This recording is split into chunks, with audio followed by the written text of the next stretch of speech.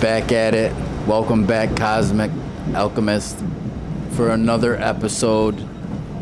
5K Q&A. Let's do this. Let's go! Bring on the questions.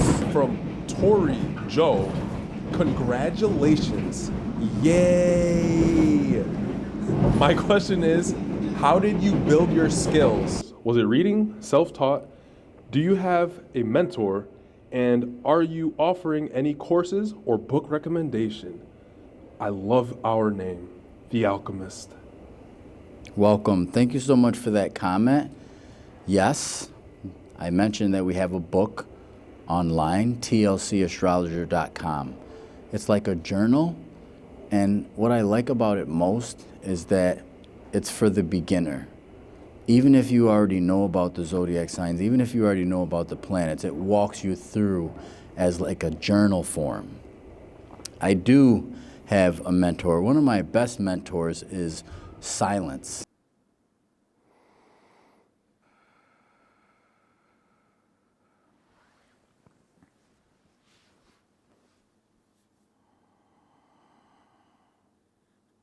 And sitting still and conceptualizing the science. We've got one from Wind Singer Full. New subscriber, your teaching touches my heart. Your style is so creative. How did you get into astrology? Decades back, I got into it and did my own natal chart. But over time and seasons, I got away from it. Now, taking a fresh look, thanks for making it clearer. Thank you so much for the comment. I started originally getting into it, my first job delivering newspapers. I was 15, and as I was preparing the papers on Sunday, putting the comics in the back of the paper or the middle of the paper, is where I stumbled upon the horoscopes, which were next to the comics. You know, I was young, I read the comics, and I was like, oh, what's this? So I started reading the horoscopes, and that's where I originally started. Then when I went to high school, I continued reading the newspaper and checking for my horoscope. And then I reunited with a family member, my cousin, who shared a little bit more deeper aspects on the planets, the signs, the houses, and actually constructing a chart. And I was off to the races from there. Next question from Synsist. Synsist. How do you see Uranus in Gemini together with Pluto in Aquarius and Neptune in Aries? Playing at a global scale. That's a layered question, though. It is a layered question. First, I want to say thank you for that question.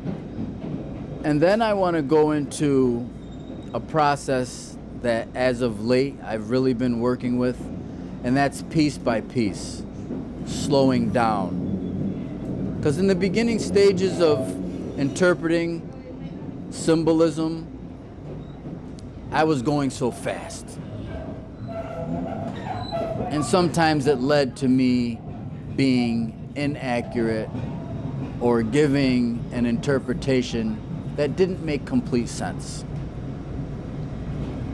So Uranus or Uranus in Gemini. Gemini is an air sign. Air signs deal with the intellect.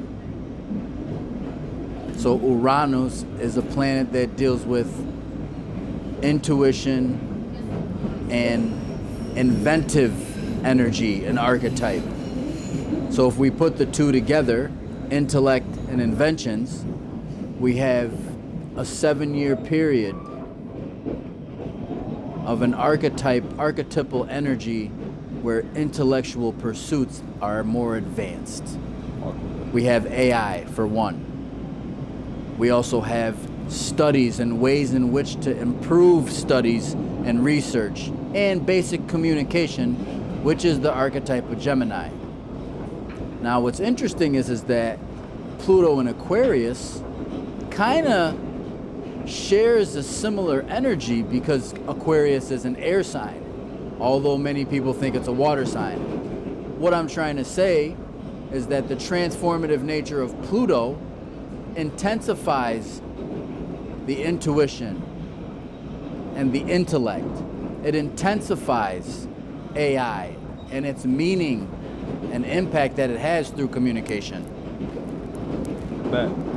And Neptune and Aries tie into it. Aries is a fire sign. And so air and fire, they work together. We're going to get more into that in a later video because it's in depth. We got a question from Lilian, Destiny 4780. That's amazing. Congratulations. Is energy powered by emotions, or can it dictate the flow of energy? Energy powered by emotions. Well, emotions, energy is in emotion. So when you say powered, I guess we could look at that motion of energy as it being powered, or as it powering down. Because when things are powered down, that's an energy in motion too. A motion towards stopping and a motion towards going is still energy in a type of motion. So look at it as movement, as a feeling. Imagine a sensation that you get up your spine when something seems familiar. It moves from the base of the spine to the top or towards the top of the spine. There's a motion to it. Also, we're talking about, on this channel, I'm talking a lot about anger and how to pause.